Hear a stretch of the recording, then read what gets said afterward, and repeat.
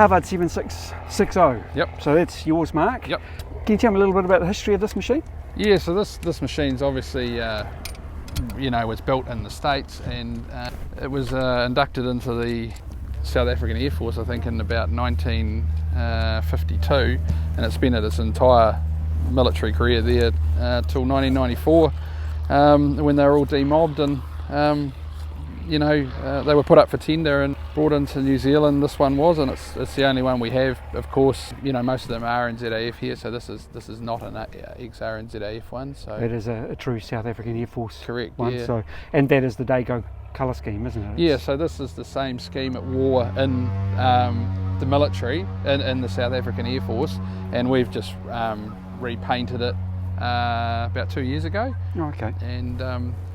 And all in the exact period scheme, but with a two-pack paint that just gives it a bit more of a glow than it ever had. Yeah, so right. Yeah. So how much time have you got in the Harvard now? I've got about 100 hours in the Harvard now. Okay, so yep. building it up. Yeah. Only been flying them for about 3.5 years, I would say. Okay. Yeah. So what's your background in terms of aviation? Is it a hobby or is it a commercial thing? It's very much a hobby. Right. Yep. Right. It's a very passionate hobby, and yep. it's all mad, and it certainly takes over your life when you get involved in it, like I have. Yeah. It's good. So how did you get to the point of, well, not so much even owning, but just flying the Harvard? What was your progression? So for anybody else that's thinking, this stuff is just so cool, how could I get into it? What was your...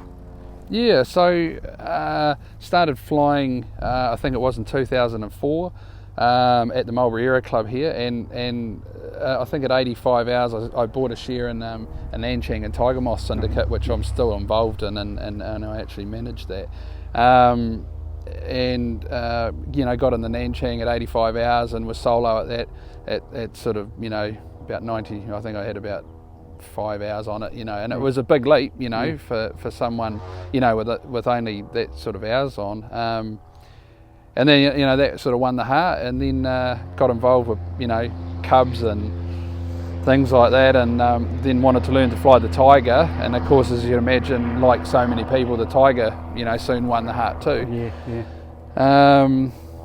And I still fly that today, still love it, enjoy it, and then I had my own one eighty, and now I've got a one eighty-five, and that's sort of my machine. I fly a lot. I fly 120, 150 hours a year in that, all over New Zealand with the family, and the Harvard turned up here. The Collins has actually brought it off Peter Meadows, and they did a lot of work to it to just give it a bit of a birthday, I suppose you might say.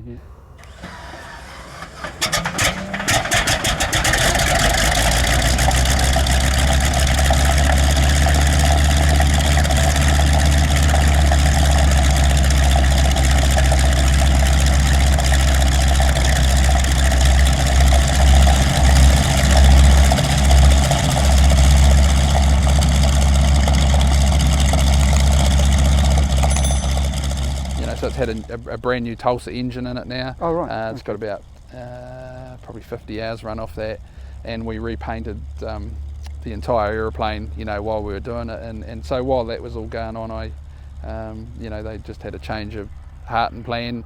Right.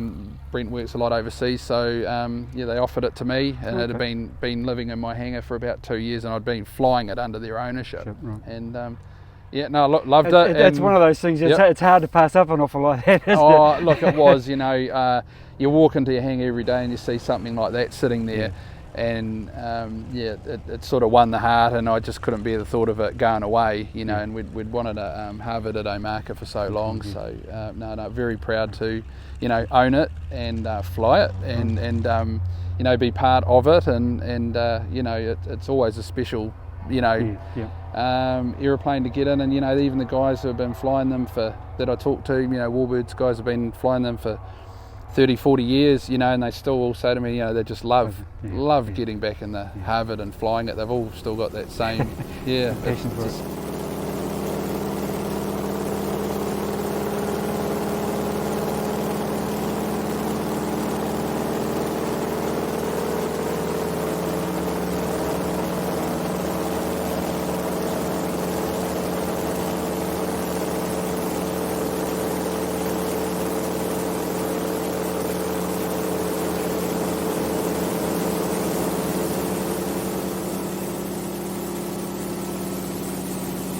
it's a very special piece of history, and Absolutely. you know, it's a 1941 aeroplane, that aeroplane, and it's you know, I'm really just the caretaker of it. I'm not. I don't know if I'm classed as an owner. I'm just looking at Well, it. I mean, somebody said to me a long time ago with the warbirds, we're not owners, we're caretakers for the next generation. I think it's a good way of looking at it. So yeah. So we're at Omaka today, Omaka Healthy Bastards Bush Pilot Champs. You're going to compete today in the Harvard? Yeah, so I'll do the precision landing part in the Harvard, which is just about, there's a mark, and it's judged on however close you get your main wheels of your aeroplane to the mark. So you don't need a STOL plane to win that. You know, in theory a Dash 8 could win it, you know, if he was the closest to it. So everyone's got equal chance and opportunity, and you get 2 goes at it, and it'll be marked at the end of the day. And then we've got the STOL part in the afternoon, which I'll do in the 185, which is certainly a bit more suited to that than this aeroplane, but yeah. Oh, that sounds good. Oh, good luck for it today, and we'll look forward to seeing the Harvard out there. Yeah, all right. No, thanks.